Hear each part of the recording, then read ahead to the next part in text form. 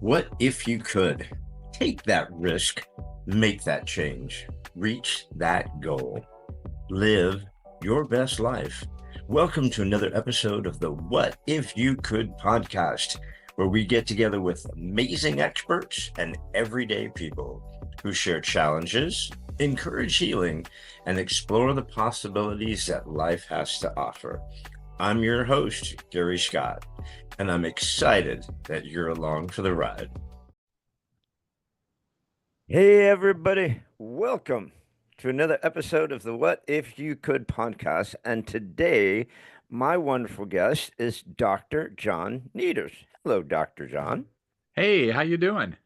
I am sensational. I am so we're going to learn so much here. We're going to go down some rabbit holes. We're going to talk about you and what you've got cooking. But if you don't mind, I'm just going to read your short little bio here real quick and we'll get cooking. Okay. Works for you? Cool, cool. Yep. Guys, so we have Dr. John Nieters. How did I screw that up right out the gate? Dr. John Nieters Hey, the has first day of school, I got Nieters, Niters, Nutters, Neuters. I'm used to all of it. just don't get neutered. That's right. Has worked and taught and practiced the combination of functional medicine and traditional Chinese medicine for over 25 years. Dr. John has hosted over 500 call-in radio shows and has well over 100 webinars and podcasts. John has been doing public speaking for 40 years.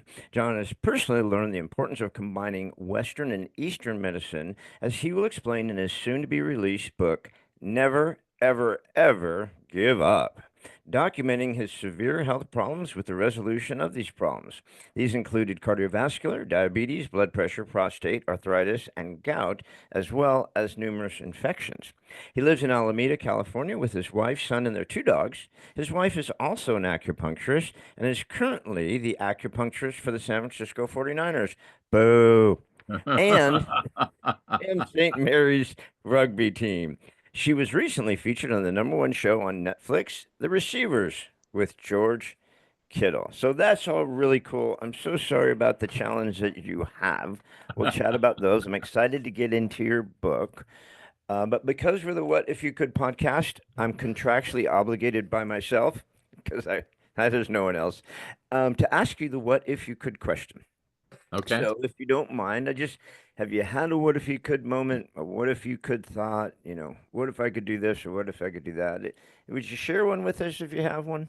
I've got a few, but let me tell you why I'm so excited to be on your show. Oh, I love your interviewing style, listening to some of your other shows. You really let people tell their story and you draw it out. So I love that idea. The other thing is I really thought we were a perfect fit, honestly, because really my new book is about exactly that. You mentioned a partial list actually of the afflictions I was suffering with in December of 23. And what happened there is it culminated, and I have a background in this stuff, a long background. I taught Tai Chi and Qigong and I taught nutrition for decades. And, but I developed this syndrome that I see in so many of my patients, and I call it TBS, the too busy syndrome, right? And so I was was president of an acupuncture college, I was teaching, I had my clinic, I had a son who was playing sports, and I just got too busy to take care of myself. So my health started to slide, and I didn't catch it as it was sliding until it got to the point that I had so many ailments, I could barely function. I mean, I spent a good deal of that year with a walker, walking around, which wasn't really great for my practice. My patients coming in going, why the heck am I seeing this crazy guy, right? He's in a walker. Um, but what happened is, so for many years, I had atrial fibrillation, where you miss a few heartbeats, right? Your rhythm is off. You need a new drummer, basically. And so, but I could treat that with Chinese medicine and herbs, and I controlled that for about 40 years. But then, because I got so stressed, it turned into what's called atrial flutter. Now, atrial flutter is a little bit of a different animal. So, in the heart, there's something called the sinoatrial node, and that's like the the distributor on an old car, right? It's sending the messages to the different chambers of your heart so that they beat at the right time. because they have to beat slightly different times. And so with atrial flutter, what happens is that some of the cells run away in that they start sending out too many signals. So I've got all of these cells in my heart sending out kind of not quite random, but sending out wrong signals. And I'll tell you the way I discovered this. Um, I wasn't feeling particularly great, but I went shopping at Trader Joe's here. Next thing I know, I'm staring face to face with a container of hummus. And I knew that was wrong. It took me a second to realize what was wrong with it, but it's like, that should not be right here in my face, You're right? not, you shouldn't be violating the hummus in a Trader Joe's. You know That's right. something's wrong. Exactly. And I came from the generation where you get a concussion and you just kind of they hold up three fingers and you say there are two and they say, "Great, get back in the game. You're good," right? Or who's the president? And you go, "Abraham Lincoln." Good. You're good to go. And so, so my tendency, I just wanted to jump up and tell everybody I was okay. But they were smarter than I was, and they called the ambulance and they took me in. And it happened to be an incredibly busy night at this little emergency room. There was one doctor on call there, and there were 11 treatment rooms that were full. I was sitting out in the lobby actually, and so they checked my brain. They did an MRI, make sure I didn't wasn't bleeding, and they did an EKG, electrocardiogram. And I saw this young physician's assistant take the electrocardiogram findings up to this doctor who was like a deer in the headlights. He can't keep up. Fortunately, he had this older nurse who would take him by the arm literally and take him over to a room and tell him what he was probably going to find in there, right? And so I see her bend over to him, and suddenly both of their heads popped up and they're looking at me. You know how that goes. It's Yeah. like, oh boy, they're talking Not about good. me, right? And so he then shakes his head and she goes, okay. So anyway, they let me go. It wasn't until I got my medical records and I looked at it in my electrocardiogram, the lower chambers of my heart were beating at 72 beats a minute. The upper chambers of my heart were beating at 288 beats a minute. So Wow. 4 to 1 out of, totally out of range. They should have actually put me in the ER right away, but they were busy, so they didn't. They didn't even tell me, why don't you go see a cardiologist? They didn't say anything. So I found this out from reading my own medical records. And fortunately, I read medical records every day, so I understood. So I got a referral to a good cardiologist in December 18th of 2023. He did a catheter ablation. That's where they put a wire up through your groin, up into your heart. Man, you can't believe it. The technology. I'm lying there. I probably had 10 people working on me. If you go in for electrocardiogram, they'll put 6 or 12 little leads on you, right? I had about 40. I had them on my feet. I had them on my hands. I had them on my back. It's amazing all the stuff that they monitor. Well, this doc was really good. He went in. It took a lot longer than they thought because I had more cells that were sending wrong information, and they have to ablate or kill those, right? They kill those cells. Okay. I came out great. Everything was beautiful. My heart What rhythm. did they didn't do anything when they were up there? Well, yeah, they did. They did. They killed those cells that were dysfunctional, right? And that's all they were trying to do at that point. Huh. So they kill the cells. I get out. My heart rhythm is perfect, right? And I'm all excited. So they send me home the same night. The next day, I'm watching a really crappy movie with my son and my wife. And this is in the late afternoon, and I'm having more and more trouble breathing, right? It's like getting okay, okay. And again, I don't want to go back to the emergency room, but it got to the point, honey, I need you to take me to the emergency room. I want you to drive me because I know which hospital I want to go to. And if they take me in the ambulance, they'll take me where they want to. So Yeah. she drives me up. They admit me. They diagnosed me with congestive heart failure and pneumonia. One of the problems as we're older, when you get a lot of anesthesia for a long period of time, sometimes the lungs will collapse. And part of my lungs had collapsed. And so over time, they just started to fill up with fluid, and they filled up with so much fluid that my heart couldn't pump the blood flow through them correctly.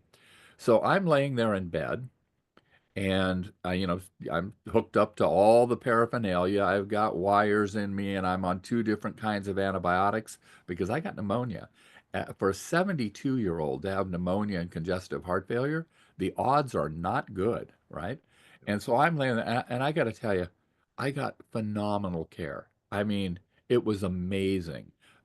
Just the nurses, the doctors, everybody there, and they saved my life. So on the 18th, they saved my life. Over the next 3 days, they saved my life. And that's the strength of the Western medical system, right? Of course, then they said to leave, and they hadn't fixed all the other problems. They'd been digging around in my heart, so I had inflammation in my heart. I had a ton of other problems. And so as I'm lying, and here's where the answer to your question comes in. I'm lying in bed and I'm realizing, my job here isn't done. My purpose has not been accomplished. And I'm going to die unless I turn my life around. Now, maybe the heart doesn't get me, but one of this other huge list of problems I had is going to kill me. So I made a vow to myself to never, ever, ever give up.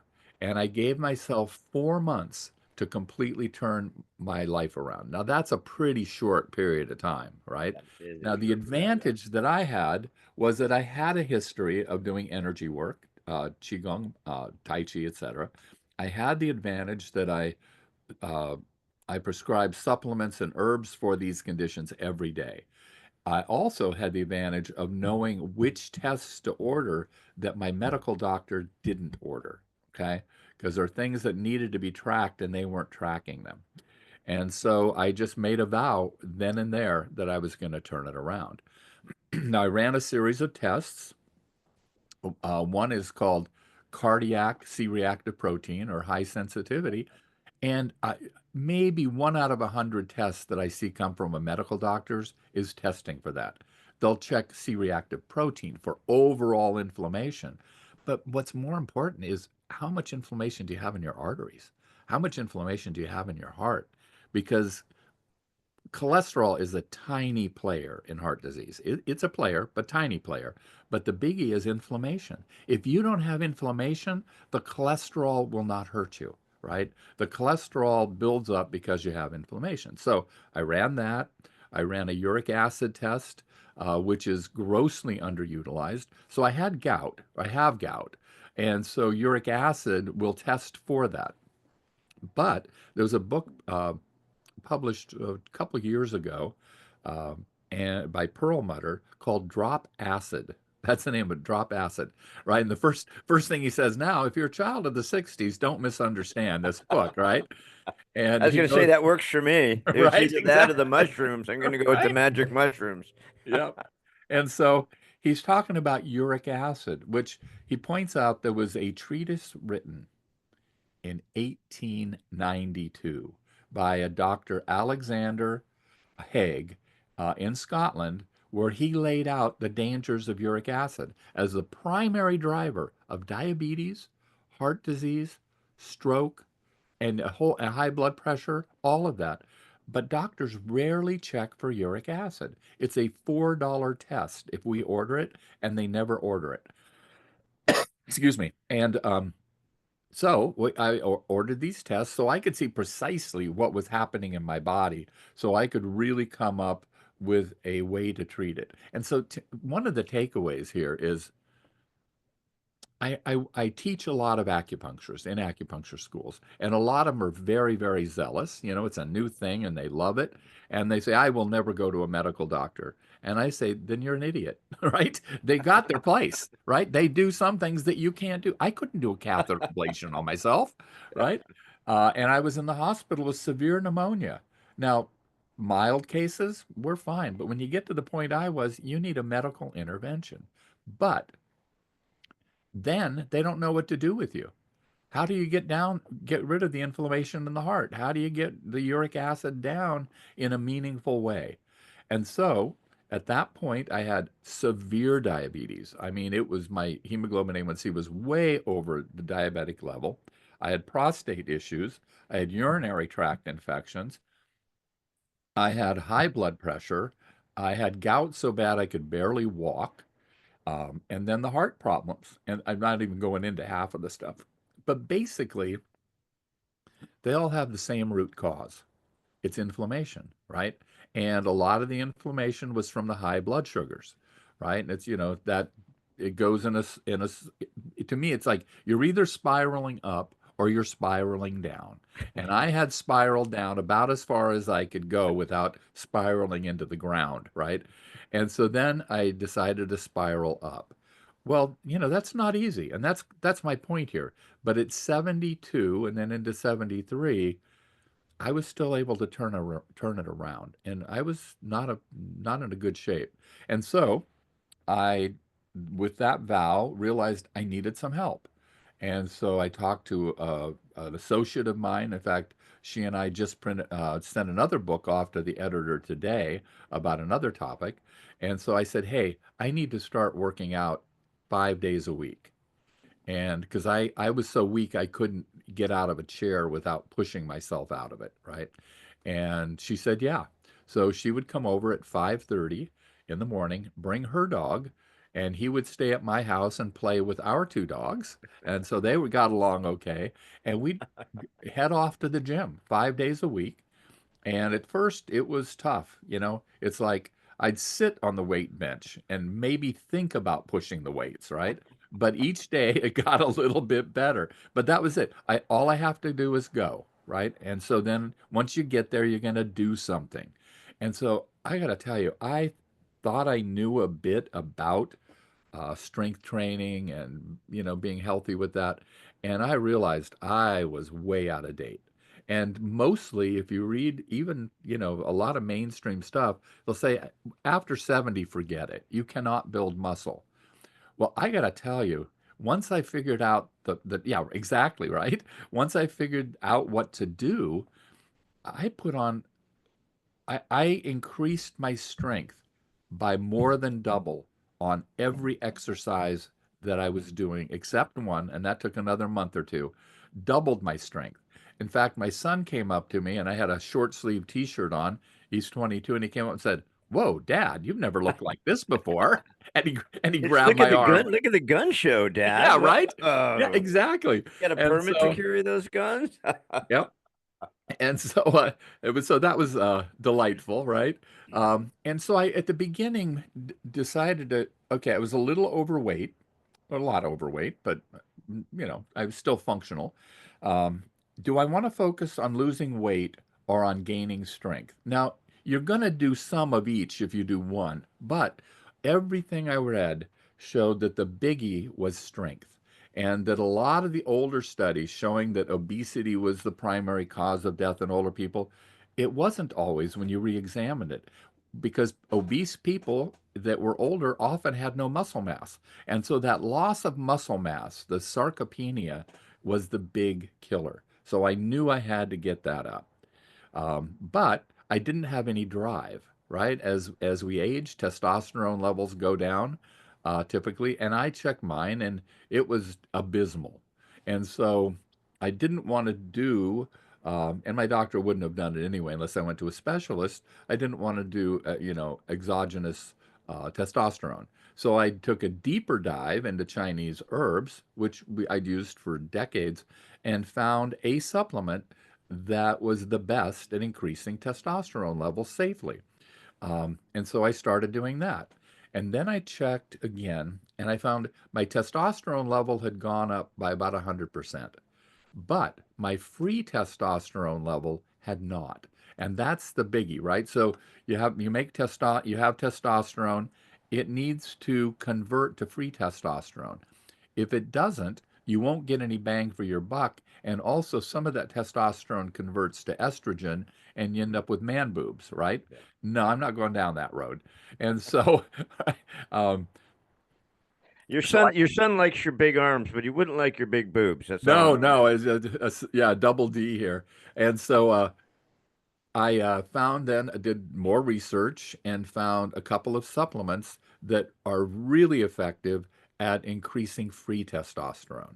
And so once I got that piece together, that allowed me to have more drive, more stamina, more energy. And so I could increase my workouts. And as you know, as soon as you increase your workouts, your testosterone goes up. And so again, you're spiraling upward or you're spiraling downward.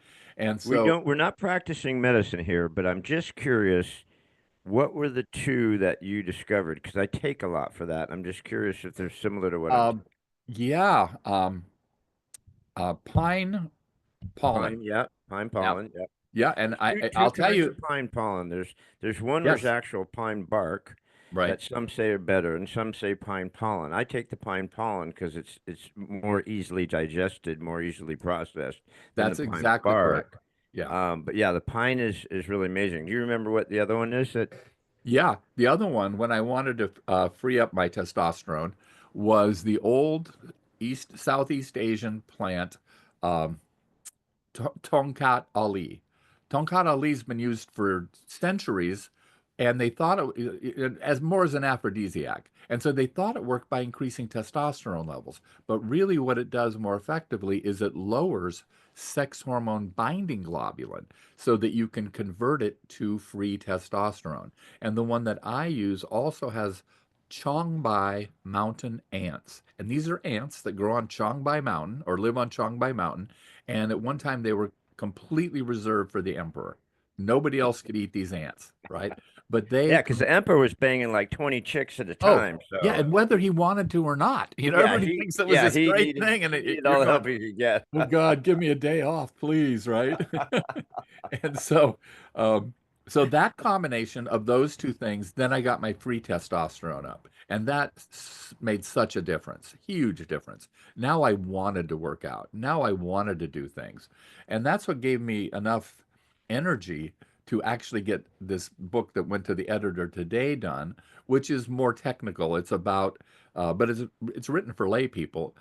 It's called The Sweet Spot, and it's looking at the complete blood count and looking at the actual research studies. And what you see is the numbers that are on a typical blood test as a normal range or a standard range are incredibly wrong, right? You Mhm. see within that range, you can see 10 times the death rate if you're at the high end of the range versus at the sweet spot.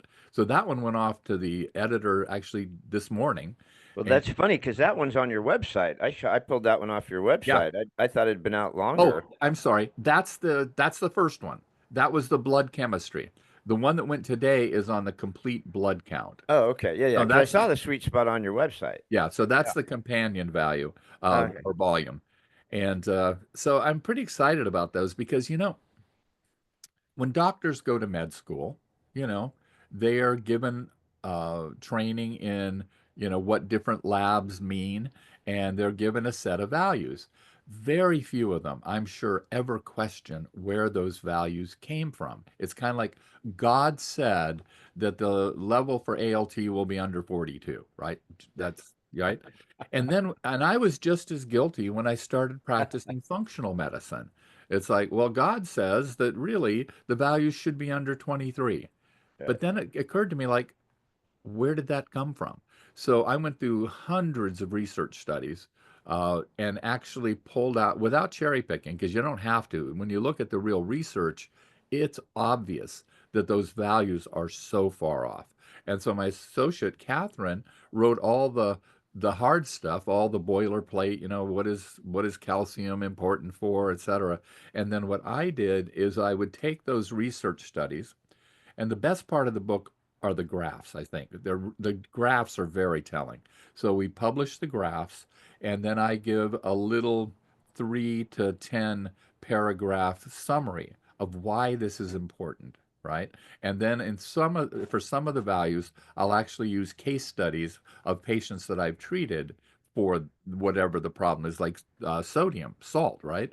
Mm. Um, everybody's afraid of salt. And now there's good reason for that. As a culture, we oversalt, but I see 4 or 5 patients with low sodium for everyone that I see with high sodium, right? And there's a chapter in there that tells the story of this one woman that I treated. She came in, she'd seen, I think, 4 doctors and a naturopath and a dietitian. And I said, so what? And she's type A. I mean, driven. This woman just so high strung. Obviously. Yeah, right. And so she comes in, and I said, so tell me what's going on. And she told me the main problem was that in the mornings, when she'd drive her daughter to school, every day she'd have to pull over because she was so faint and dizzy and have to sit at the side of the road for like 15 or 20 minutes, right? Before she could drive her daughter to school. So I asked her the magic question. What do you do before you drive your daughter to school? I don't think anybody had asked her that.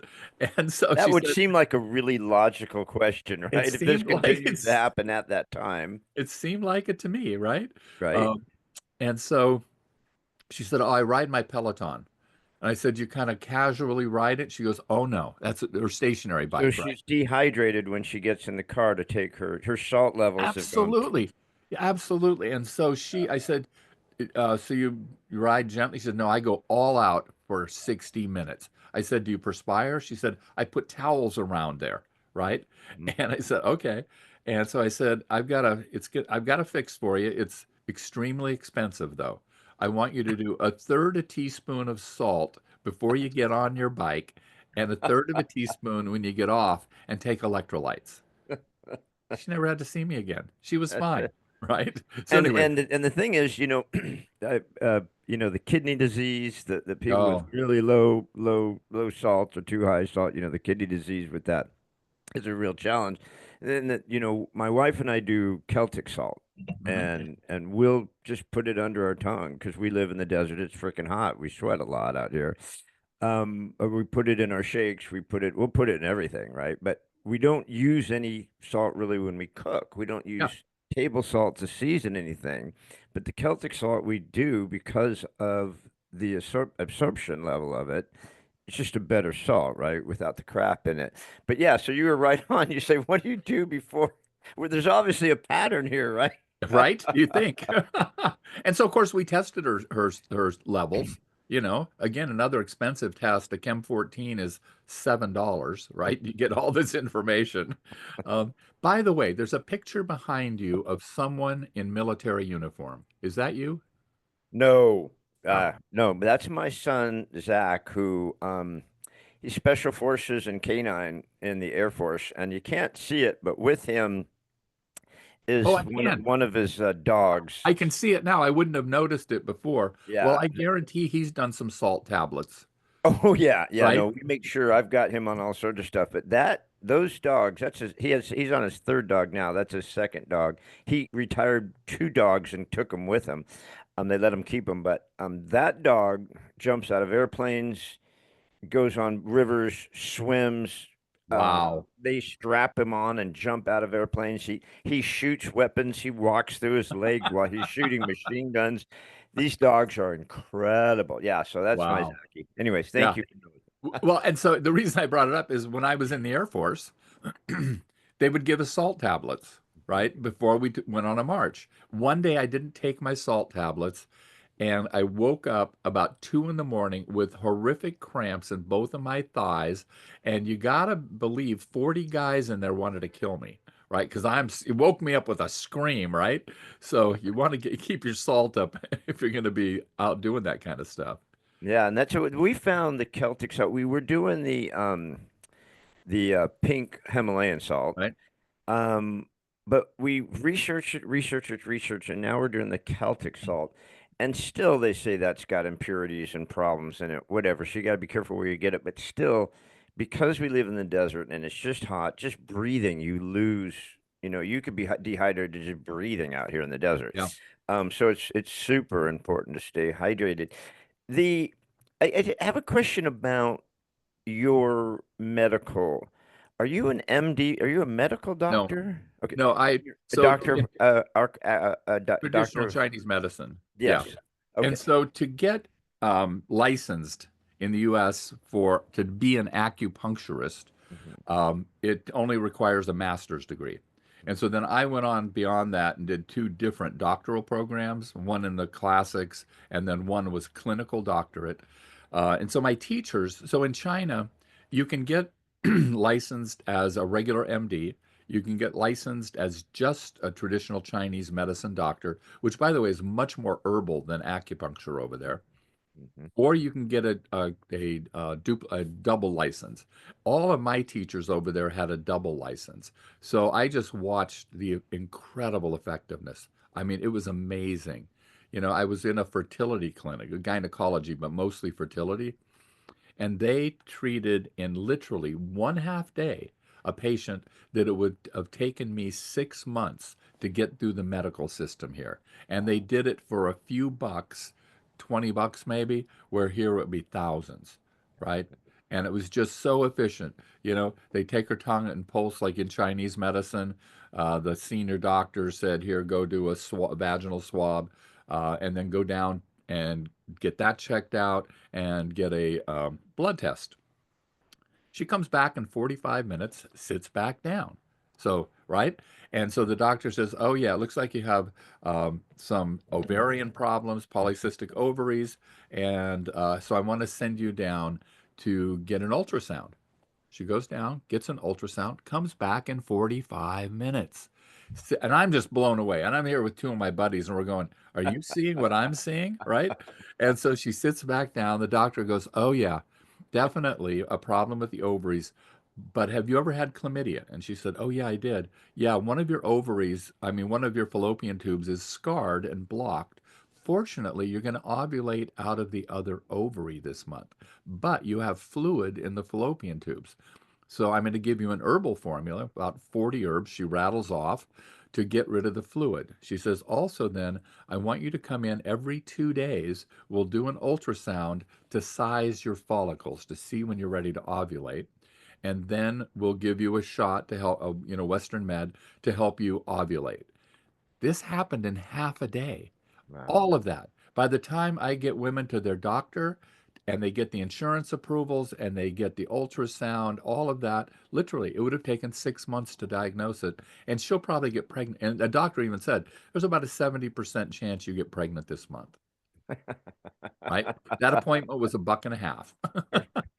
That's awesome. Oh, yeah. I I got exposed to the Eastern medicine many, many, many, many, many years ago. I ran into a gal named Irene Hall, and I went to just to get a massage. I'm a massage junkie. This was at least 40 years ago. She's a local massage therapist here back then in the day, and it was so amazing because I'd been to a number of massage therapists, right? And you just get you sit down, they start here, they go there, and then they end up and Right. see you later, right? You get the same shit every time.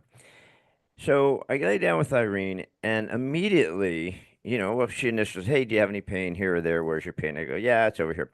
So it was my shoulder. So immediately she starts just putting her hands over my body without touching me. And when a short period of time, she starts going right at my ass, hard. I'm like, elbow right in my ass. I'm like, that hurts like a mofo. I go, but I'm like, Irene, it's up Right. here. She's like, no, no, no, no, no. She goes, just lay down, shut up. And so she knew, right, what was what. She knew that the pain here was caused from down there and it was up there if you start here. She didn't just do a normal massage, right? And she barely ever went anywhere else. She spent an hour just like between the two, which was amazing. So unfortunately she retired but I said, I'm going to follow this. There's obviously something here. So I found another gal. I had fallen off a mountain. Oh, And I okay. go, oh, busted up my shoulder bad. Like I couldn't lift up my arm to turn on the radio in my car. It was so bad. And I go see this gal and she goes, oh, shoulder bad. I'm like, yeah. So she goes, you lay down. I go, okay. She goes, don't tell anyone. I'm thinking, hey, I don't want that type of massage. She goes, no, no, just lay down. Honest to God, Dr. John, she lit me on fire. I'm not lying. And so when she was done, I go, did you light me on fire? Because I could hear the crinkle and feel the heat. She goes, well, she goes, don't tell him. So she showed me this ointment. She goes, you cannot get this in America. It's a Chinese ointment. And she goes, your damage is so bad. I had to put it on you, but rubbing it wouldn't get into you. So I had to heat it in order so that it would get into your body. So I had to light you on fire. And she did. She covered me with a towel. She put something to light. She lit it. It was got really hot, and then she put it out. And she did that 3 times. And Wow. honest to God, within no time, I'm like, holy shit, I can use my arm. It was amazing. So I understand Western medicine, but we really don't pay enough attention to Eastern medicine and herbs and the supplements and the techniques from acupressure, acupuncture, things like that. It's really phenomenal. Yeah. It's the good news is there are tons of studies coming out. I mean, really well done studies. Now, we've known, not we, but the Chinese knew, obviously, and Japanese, Vietnamese, that acupuncture worked. And they have their whole system of thought, right, about how it works, why it works, etc. But now there's so many studies being done by major institutions showing exactly how acupuncture works from a physiological standpoint. And they're mind blowing. I mean, absolutely mind blowing. Um, there's a fellow that I studied with back east, Michael Corradino, and I'm going to tell you about a brilliant study that was done in China first in the 50s. This Dr. Han, H-A-N, was trying to see why electroacupuncture worked. That's where you put little electrodes, right, on the needles, and you Mhm. send a current through it, very low current, not painful. And so he started experimenting. And so he took two rats, and at that time at least, the way you can tell the pain threshold of the rat, you feed them something really, really good, and you shine a hot light at their nose, and you time how long it takes them to turn away from the heat source, right? And so what he did is he did electroacupuncture on one rat, and then he did the brilliant thing.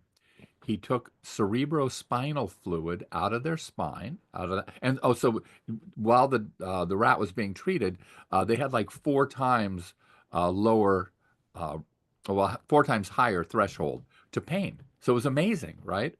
He took the cerebrospinal fluid and injected it into the spine of the other rat. Guess what? That rat also had the same four times threshold for pain. So he knew that this, whatever they were doing, was affecting chemicals, neurotransmitters in the brain and in the spinal cord that were resolving or masking at least the sensation of pain. So he then went on to map out the specific frequencies to cause the release of particular neurotransmitters and neurohormones in the brain. And then the guy I studied with took his work. He's on the East Coast, really, really good studies, and so has found that you can stimulate, say, points on the hand, particular ones here and here, that go directly up to what's called the paraaqueductal gray. That's where pain is sensed, right? And so they stimulate the hypothalamus to secrete a chemical that blocks those pain sensations at the paraaqueductal gray, and the people have no pain, right? Now, sometimes they can stimulate it so that it lasts a long time, sometimes permanently, but at least while you're And doing it is, and is this just taking, I'm sorry to cut you up. So is this just no, taking the acupuncture needles that we've all seen, I've never done, but we've seen, and they attach some sort of electrode to the top of each one of the needles, or just in yeah, specific areas where they specific need areas, yeah. to turn it And off? typically I'll do two needles per segment that I'm trying to get. And so they've mapped out, that if you do these 2 points in the arm, that connects up to the cervical plexus in the neck. And so then it goes up into the brain. There are similar ones on the legs that feed up into the sacral plexus, at the lumbar area of the spine and block pain. And it's amazing. I'll have people come in and so working with my wife, right? She's a genius at exactly what you were talking about. Yeah, I know you have shoulder pain, but I'm going to work on your butt, right? Yeah, That yeah. kind of stuff. And yeah, she blows them away at the 49ers. It's like, well, this guy's coming in with this problem. Okay, it's all right. But what I do is if they come in and she's not available, I'll do a pain treatment just to get rid of the pain, right? And it'll last for a while, a few days, by stimulating those specific points to flood either the sacral plexus in the low back or the cervical plexus in the spine, so there are no pain signals. But one of the cool things, and so for many years I did a lot of fertility, saw a lot of couples, mostly women, for fertility. And we would, when they got pregnant, often we'd do a labor induction so they didn't have to do a Western labor induction, which is very, very damaging potentially. And so, and there's certain points that are in the literature to do, and they were pretty effective. But once I found out about these particular frequencies, for example, there's a Are you talking about doing the acupuncture while someone's delivering no, during a you can do delivery? that too. But when they're saying, hey, look, I'm past my due date. My doctor wants to give me, they want to induce me, which means they're going to give them Pitocin, which is a really strong drug, which causes extra strong contractions. So then they always need an epidural to block the pain. And that's hard on the baby, right? They're born under anesthesia and they've been squeezed too hard. And so they'll come and say, hey, look, my doctor says I've got a week to go into labor naturally, and then they're going to actually induce labor. So we get them during that period. And once I just found out the frequency to release oxytocin, which is the magic love chemical and also great for inducing labor, they just pop out now. It's crazy Wow. by coupling those, right? So, Wow. Yeah, you're saving a lot of damage to the woman's body and then so much stress on the baby so that when the baby comes out, it's not already in distress, right? On that. yeah. I want to go back to, God, there's so many things you talked about. I just had a pacemaker put in, same Uh-huh. type of thing. I just was passing out for a couple of days, thought it was low blood sugar or stress or something. It finally put me in the hospital and they went really quick. They're like, "Yeah, dude, you need something really quick." So they went up the arm and they looked around. They go, "Oh boy, yeah, we need to stent." So then they went up the groin, they stented me, and then they put in a pacemaker. This was like 3 weeks ago. Oh, really? You look pretty good for that. Well, I look amazing all the time. All But right, the good. thing is, but the thing is I'm super healthy. I mean, I just got over cancer, but it was HPV cancer, so it was from a sexually transmitted disease from 30 years ago. Um, and so I asked the doctor when I went in to see the doctor, the cardiologist in my follow-up. I said, "Doc, you look through my heart, right? You even said no plaque, no calcium. My heart is super healthy because I do a really strict diet, exercise, don't smoke, drink. I'm super healthy, right?" And he goes, "Your heart is fit as can be, super great muscle. You're going to live 40 years." I said, "Well, all right, then what happened?" And he said, "You broke your heart. Mm, Either grief, stress, that, that, the valve we had to fix, or the yeah. area we had to fix is your emotional valve." You had a good doctor. Great doctor. Yeah. Great doctor. So he went in, he saw that, and he's like, because I go every 6 months for a scan because of the cancer, right? I Yeah. get a whole freaking scan, CT, MRI every 6 months. And so they look at my heart. They go, "Your heart's perfectly clean. There's nothing wrong with your heart."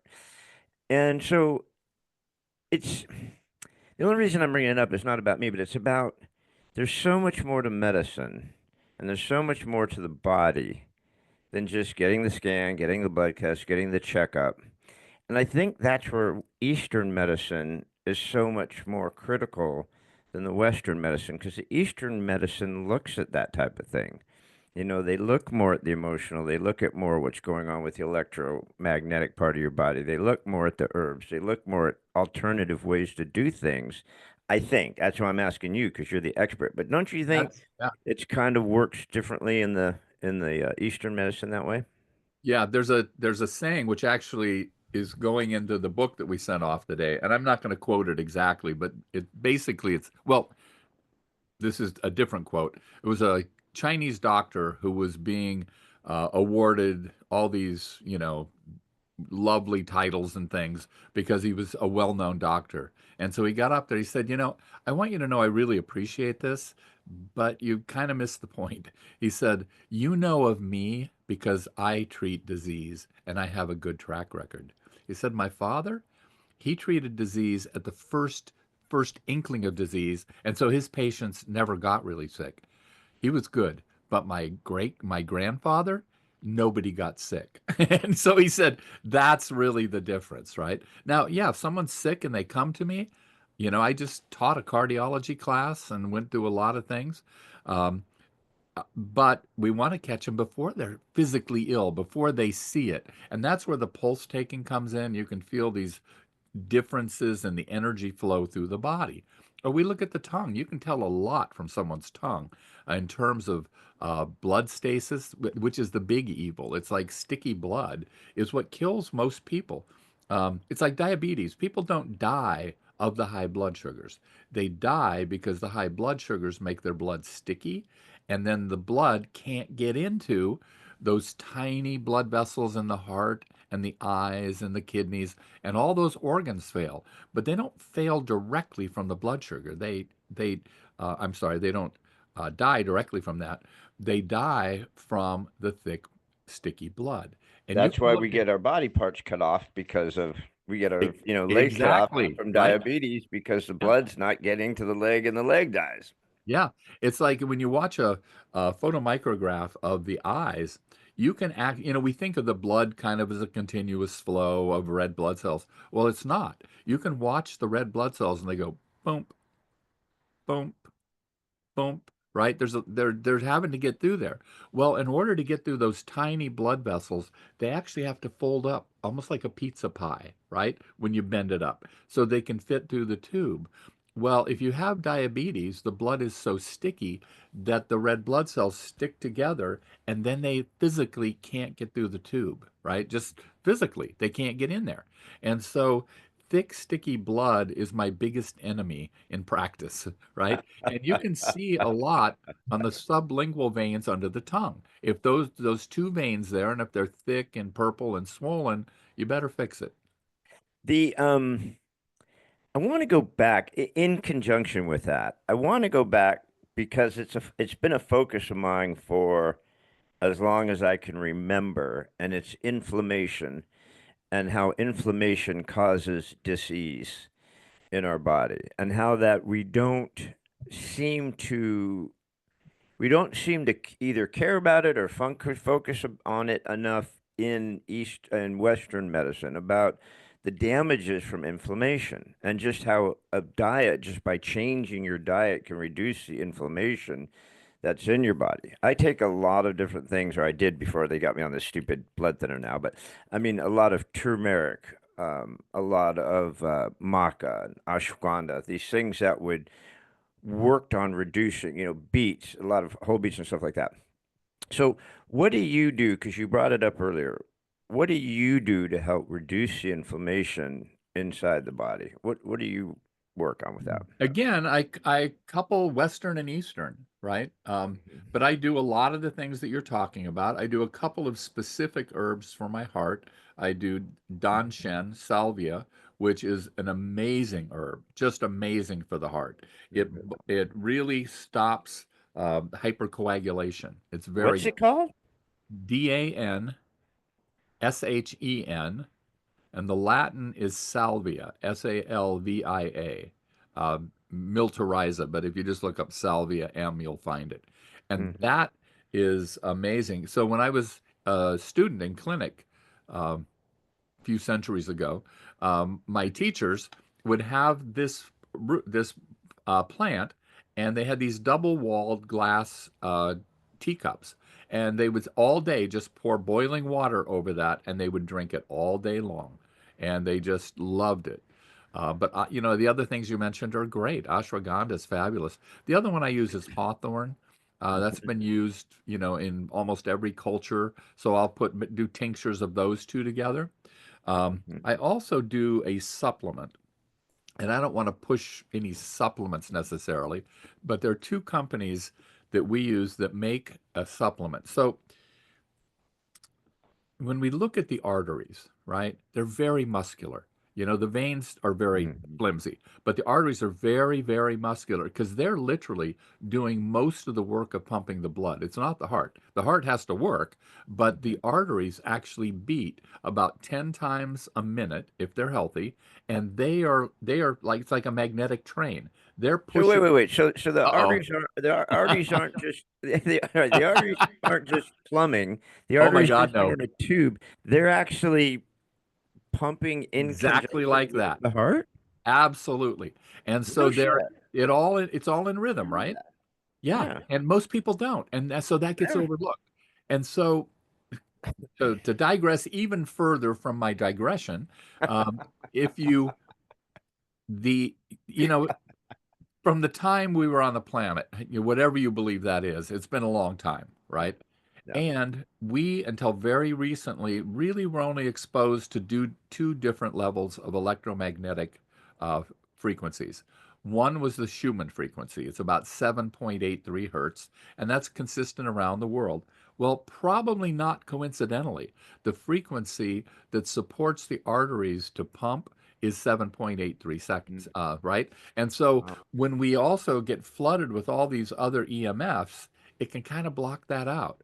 And so we'll put people on a EMF pad that is tuned to that frequency, and we'll see their blood pressure drop by 20 or 30 points in half an hour. Whereas people with normal blood pressure, it doesn't change at all. But if they have high blood pressure, it'll drop it because it's now those arteries are doing their job with less stress. Um, and so they're doing most of the pumping, and they're very muscular. That's why they don't take blood out of the arteries. They take it out of the veins, right? Oh, When you get your blood drawn. And yeah. so lining the arteries is a one cell thick layer called the endothelium. And it's the place where all the damage takes place. So if you do get cholesterol buildup or plaque, that's happening because there's damage to the endothelium. And that endothelium, like the big killer from influenza, isn't the flu itself. Afterwards, people will get pneumonia, and that kills a lot of people. But the big killer is within 6 months, heart attack rates go sky high. Yeah, because there's so much inflammation in the artery. Pneumonia patients are prone to heart attack? Hmm. Flu patients are too. If you look at the mortality tables, you'll see here's the flu, here's pneumonia, here's heart attacks, right? Huge, huge issue. So that endothelium gets damaged. What protects the endothelium is something called the glycocalyx. And when you see it under a picture of it from an electron microscope, it looks like a seaweed bed flowing in the water. It's just these little strands going out. And those are made of a few chemicals. And that is what traps all the bad stuff. So it grabs the viruses, it grabs the bacteria, etc. And if you have an intact glycocalyx, it's very difficult to get And inflammation. these are in the artery. These are Yes, little feathers it's inside the. amazing. Yeah, look up glycocalyx. It will blow you away. I Wow. just did a Because I watched the procedure, I asked the dude every time I've had a procedure from a colonoscopy to anything, I said if I can stay awake, I could do it. The proctologist always says, "You want to watch your colonoscopy go?" I'm like, "Yeah, you're watching it. I want to watch the same shit you're watching." And I do, and they go, "All right, I won't knock you out." And I watch it's fascinating to me. oh yeah, So it's I amazing. asked the doctor, I said, "Can I watch you go up looking around in there?" He goes, "Sure." Like it was like a 60-inch television he Oh, was looking. isn't it amazing? It's incredible. So It's like I'm watching this thing go into my heart. And then he comes out and he goes, "Yeah, that one's a problem. We're going to put a stent there." And then I watch him put the stent, watch him place the pacemaker. It was amazing. But so you're telling me inside these tiny, tiny arteries are little, yeah. God, our body's And you can't see incredible, it. isn't it? You can't see it except on an electron microscope. They're so small and so fine. It's And incredible. yeah, Incredible. yeah, it's amazing. Um, Huh. send me an email and I'll send you names of a couple of those products. All They're right. amazing. And so so when I came out of my procedure, my cardiac C-reactive protein was very high. And so I used the product that I'm going to tell you about, and the Danshen and the Hawthorn, were the primary things that I used to Now, get the hawthorn is just a plant, right? Isn't it like a correct. dandelion? It's just a plant, right? Because I was Yep. taking that for a while. It's a berry, actually, Yeah. hawthorn Yeah. Yeah. berries. Yeah. Yeah. Yeah. Yeah. Yeah. And so I just used that stuff and some Chinese herbal, some other Chinese herbs, but mainly it was that combination. It's amazing, totally Hmm. amazing. And by the way, did your doctor tell you that what was happened was your heart is called Takotsubo syndrome? Probably Maybe. not. They call it broken heart, Yes. and you know, He called it broken heart. yeah. Yeah. He And called it you broken can heart. actually see the changes in the heart if you're doing a silhouette on it. And I will listen if someone's lost a partner or something, right? And I will listen because you can hear some changes in the heartbeat, right? Yeah. And you'll get a little murmur in one particular area of the heart because it swells, right? Uh, Yeah. that part swells and then the valve doesn't close properly. It's exactly what because I'm going to physical therapy 3 days a week trying to get back. I don't want to start working out like I was because I just am scared. So they're doing the physical therapy where I go to the hospital and they hook me up to everything while I work out, which makes me feel better, right? Yeah, And that's what she was listening for. She says, "Your heart is beautiful." She goes, "It's closing perfectly. It's opening perfectly." She says, "If there is AFib or if there's a problem with it, just like you said, you can hear." She says, "I would actually hear your valves not working right." And she goes, yeah. "Your heart's super great, and all my scans and everything are good." But yeah, he said, so we went back to the picture because I took a picture of it with my phone and I kept it. And I zoomed in. He says, that right there where I put that, that's your emotional artery. Yeah. And he goes, Wow. you broke your heart. That's a You could have sharp died from doctor. a broken Yeah. heart. They Now used to he said it poo-poo with it. a very German accent, Uh-huh. but I'm pretty positive that's what he said. Well, that's what it is, right? Yeah, Uh, yeah, and and so it was so sad to me because the brain heart connection is so strong, and I knew that. I mean, my dad died at a heart attack at 62. I'm 61, so I guess they figured it's time for me to go too. But so I've been focused on my heart for 30 freaking years, doing anti-inflammatory stuff, have a specific diet, exercise, don't smoke. I was so focused on having a healthy heart, and it is. And that's what right. pisses me off. He goes, it's not your heart, dude. It's your brain. Yeah. Whatever's going on in your brain, you better fix it because you bent your heart.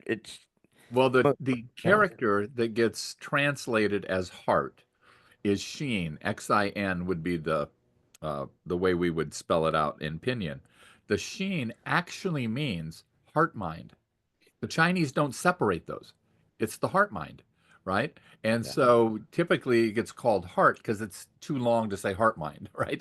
yeah, But it's responsible really for bringing joy into your life is the heart mind. And if your heart's broken, then that's going to damage the heart. The Chinese knew this 2,500 years ago. I know. It's crazy. That's what blows me away is Yeah. how did they know this stuff? So Right. I did a lecture at the Commonwealth Club, 8 or 10 years ago, and it was about using electroacupuncture for neurodegenerative diseases. Hmm. And I talked about all these current things, and I talked about Utsi the Iceman, the guy they pulled out of the Alps that had been Yeah, dead yeah, for yeah, 6,000 yeah. years. He had all the acupuncture meridians tattooed on his body. Wow. So this is in the Alps 6,000 years ago. So who Yeah. knows? And someone said, "So where do you think this came from? How did it get developed?" I said, "I don't know. But did you ever watch that TV show Ancient Aliens?" Oh, yeah, Right? yeah, yeah. Yeah, it's Loved like it. I don't know how they came up with this Yeah, stuff. yeah. You know, What they pisses have me off is they never freaking find the aliens. They never, every right. episode's gonna on the same damn way, right? But you know what's so great is, a buddy of mine years ago, I waited tables for a long time. I'm a real estate broker. I just do this because I love to meet people like you because you're so fascinating. But been a real estate broker for 35 years. So when I was waiting tables while I was a struggling realtor, we always a struggling realtor. A friend of mine named Marty was very, very into Eastern medicine and vegan. Um, he would do a 1 week fast every month with just water, honey, hot water, honey, cayenne pepper, and lemon Mhm. for a week every month. Just all these different things, and he did a lot of herbs. And we worked in a steakhouse, right? And he would fast all the time. And every time a piece of prime rib came across the window, he'd say, I've seen better slabs of meat laying on the highway. He said that Oh every time God. for, I remember this 40 Oh, years ago. So anyways, um, when I'd go to his house, he lived out in this place called Joshua Tree out in way out in the boonies out in the desert here. And he had all these herbs on his shelf. And I said, I'm not going to smoke any of that shit because I got a long drive home. He goes, no, no, no, these are teas. And so he got me into these crazy teas. And I've been doing it ever since. I mean, I got yeah, it I to, saw. Yeah. I've been drinking different herb teas for it's at least 40 years now, Yeah. maybe a little bit more.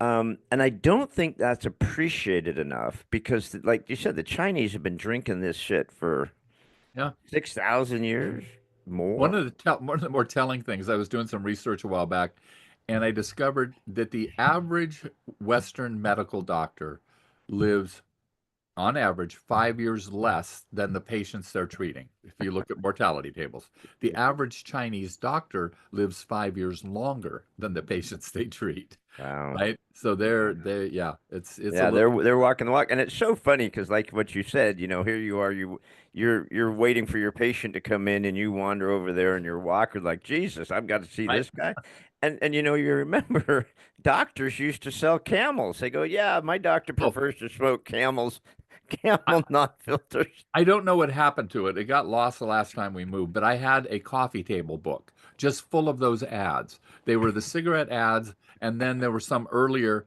when it was about giving your babies uh, opium or cocaine to get rid of their teething pain, right? Right. Well, and there was cocaine in Coca-Cola Yeah. and things like that. I went to we were in Venice, Italy, and we went through all the churches, and we like to go in all these crazy places. And I got bit by a brown recluse spider. Oh, So right away, I knew something was not right because my hands swelled. So when we get home, I go to the emergency, and this nice young doctor goes, "Oh yeah, yeah, you got a little something there. It's okay. Here's some antibiotics, and you'll be fine." Well, I go get the antibiotics. I take maybe a day and a half of antibiotics, and my hand is really bad. I go back and I see this crotchety old doctor, grumpy, crotchety, did not want to be working in the urgent care, right? And he looks at me, and goes, "You're probably gonna lose your finger. Hopefully, you don't lose your hand." And he admitted me into the hospital, and immediately put me on intravenous antibiotics. And he was like that. wow. Obviously saved my finger. But he's like, yeah, I don't know who you saw the other day, but they almost cost you your hand because they misdiagnosed you big time. And he threw that guy under the bus and he said, you should have immediately been on intravenous because you were bit by a brown recluse spider. So, Right. as you see, like you said at the very beginning, when you're talking about these young med students, right? I interviewed a doctor who is a medical doctor and surgeon, went really deep into this stuff, and now he just does mostly pot. Now Mm, he's cannabis. And he's wow. like, I heal people with cannabis in ways that people would never even imagine Western medicine can do. And I think Eastern medicine's the same way, right? Yeah, absolutely. The there are levels that you want to, you start with diet, right? I mean, you look every time they do studies comparing different diets, most of them are helpful, but Mediterranean diet still usually wins out. Okay, so if you don't know what to do, do Mediterranean, particularly with high quality olive oil. That to me is the biggie. High polyphenol content. I don't know if you have them down here, but we have some stores here that you can go in. They've got one wall of balsamic vinegars, one wall of olive oils, and then in the center they have these big jugs and they'll have the polyphenol content on it. Yeah. And that is so important. And so I would start with diet. Okay, you got something else that has to go on. Do some energy medicine. Not Mhm. quite strong enough, do some herbs. Not quite strong enough, then you might consider doing a Western medication. But it should be in that order, right? Yeah. I mean, it's like take the thing that will do the no harm or the least harm before you get into the other stuff. Well, and like you said, I mean, this test is $4. That first test that you Yeah. talked about, you go, this test is four stinking dollars, and Yeah. no one even does it, right? But it tells you so much about your arteries and your veins, but the people don't do it. And again, with the dropping acid, and it's such a trip that you mentioned that book because I was just at a a estate sale. I love to go through these estate sales. People come down to the desert to die. Tons of estate sales. And I swear to God, I saw that book and I almost got it, and I just walked out and I forgot to get it. But just that name, when it caught me, drop acid, and I picked it Uh-huh. up about the uric Oh, acid. really? I Yeah. literally just saw that last Saturday Oh, yeah. It's and now amazing. I'm mad I didn't get it. But you're so right with the diet, and Marty taught me that. He just believed. He did the meditation, he did the herbs, he did the vegan. He just knew, and now Marty's got to be 80 something. He looks like he's Mm. 50, he's pure white. But you start with the things that are the easiest, right? Just like you said, you start with the Yeah. diet. If you can't get it there, maybe go to this. If you can't go there, maybe to this. But you don't have to, you're not, you got a headache and you go cut your arm off, right? You just don't have to Yeah, do that. exactly. Well, going back to the uric acid, now I have gout actually, and I've had kidney stones, and those are both can be caused by uric acid. So, um, so we I got COVID once, fairly early on. My wife was treating the tight ends at Tight End University in Tennessee and brought COVID back. My whole office got it the same day. Half vaccinated, half unvaccinated. Everybody got the same thing. So I used uh, hydroxychloroquine, right, to clear it. My wife used ivermectin. For me, it took about 30 hours or so before I tested negative. But I kept doing it for a week, right? Because just to be careful and it's really not damaging. And so, again, you never want to diagnose yourself, especially if you're in patient care, right? So Right. I came up to my wife and I said, I don't understand this. I have no pain. All my gout pain is completely resolved. And she said, "What's different?" I said, "COVID. I don't know what it could be." And then I realized I'm looking at my hand. I have hydroxychloroquine. Now, hydroxychloroquine has been used as the drug trade name Plaquenil for rheumatoid arthritis for decades. Yeah. But when I researched it, I found out that one of the things it does is it controls a particular pain causing what are called interleukins.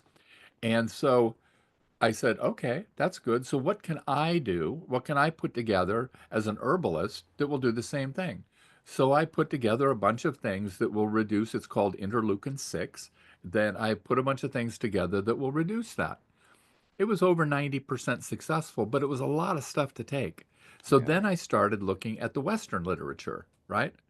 One of the things that best controls IL-6, other than hydroxychloroquine, is the drug colchicine, which is used for severe gout attacks.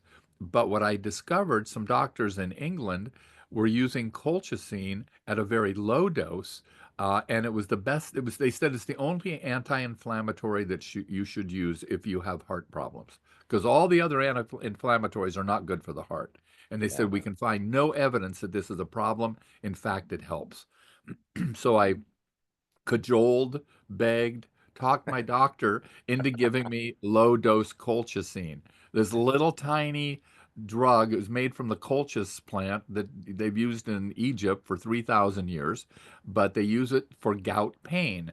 Well, what I discovered is the gout wasn't directly causing my pain. It was this chemical, interleukin 6. And by controlling that, I literally have no gout pain. I haven't had any gout pain for just about a year. And it's Why again, does that interleukin 6 sound so familiar? It, you'll start seeing it everywhere. When I was looking at it, it was seen as a big deal. But when you look at the core of most inflammatory diseases, you'll see elevated IL-6, mm, right? yeah. It's kind of like if there's a fire, they send out a fire truck and they go, oh crap, we need more help. It's a 5 alarm fire. So then they flood it with fire trucks. And that's kind of what it is with those interleukins. They go out, they check it out. Oh my God, we need more help. And so it floods you with them. and sometimes it forgets to shut it off, right? It keeps sending the messenger. And that's what the interleukin 6 is. And once I got that under control, for literally about $2 a month. That's why I use the drug actually instead of the supplements.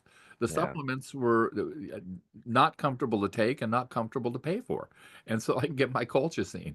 Now, I'm not recommending that for other people, but for No, me, we are not giving any medical advice here, right. guys. This is just a But conversation. for me, it was a game changer. Yeah, yeah. So I hate to wrap this up, but I said, I didn't want to take too much of your time, and over an hour, but I need to start wrapping this up only because I respect your time, and I do have something. Actually, my physical therapy for my stupid heart. But all of this is fascinating. God, I'd love to do this again if we could. There's so much that we haven't even gone down. Um, and I just think so many people need to start investigating more than just what they're told. They've got to get drug Yes. commercials off of television, first of all, and then they've got to start getting people to look at other options, which Dr. John does. So, Dr. John, before we go, I lied. I said I only have one question. I gave you the what if you could question, and you never answered it, but that's okay. I'm good at that. I should have We been in ran out of politics probably, time. right? We ran out of time. So I do have a second question. So I lied. I do have two questions, not one. Um, yeah, and if you'll please come back again because there's so much more I want to Oh, ask. I'd love it. You're the best. Yeah, this has been fun. So, I mean, an hour and a half, just like an hour and 20 minutes, just blew by. Um, if you had a thought that you wanted to leave us with, something that's important to you, maybe just that you discovered with your latest challenges, or something you've been thinking about for a long time that you want to leave our guests with, what would you like a Well, thought to leave it us kind with of before goes we head back to the book, right? off? Never, ever, ever give up. Because as long as you're alive, right, as long as you're alive, there's still a chance. You know, I read a thing today. Uh, a fellow back east was at stage 4 colon cancer, right? Well, he found a doctor that was doing this new therapy where they were doing fecal transplants from patients who had beaten the type of cancer he had. He's now totally free, right? So never give up. There's new Never. stuff all the time.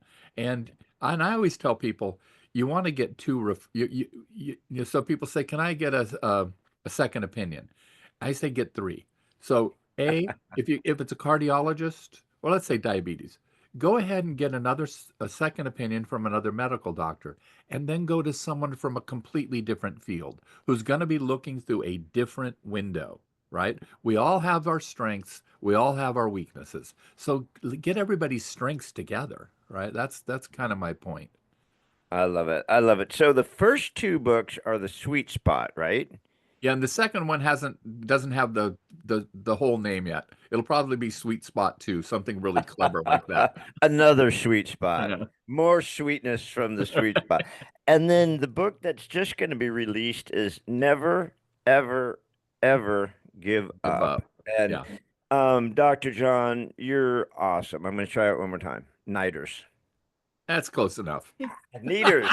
Nieters. Well, there's an I before E. I don't know. Just think of your knee, right? Oh, John, you're okay. Everybody, we've enjoyed Dr. John Nieters. He promised he's going to come back so we can actually get deeper into this stuff. He is combines our Eastern and Western medicine. He does the acupuncture. Again, the book that's coming out is Never, Ever, Ever Give Up. Dr. John, what's your website? Where can people find you? The best one is thebalancingpoint.net. Thebalancingpoint.net. That's where we put all the educational stuff up, old shows, podcasts, radio shows, things like that. Okay, we'll make sure that that's on the podcast so people could just click on that. So, again, you've been fabulous. I just wish we had some more time. We'll definitely do this again if you'll allow me. And this was super fun. You're Awesome. wonderful. All righty. Thank you so much. All right, guys. Thank you. See you soon. Take care. Thanks again for joining us on another episode of What If You Could podcast. Please subscribe, like, share, and give us any feedback. We'd love to hear it. And remember, if you can dream it, you can do it. See you next time.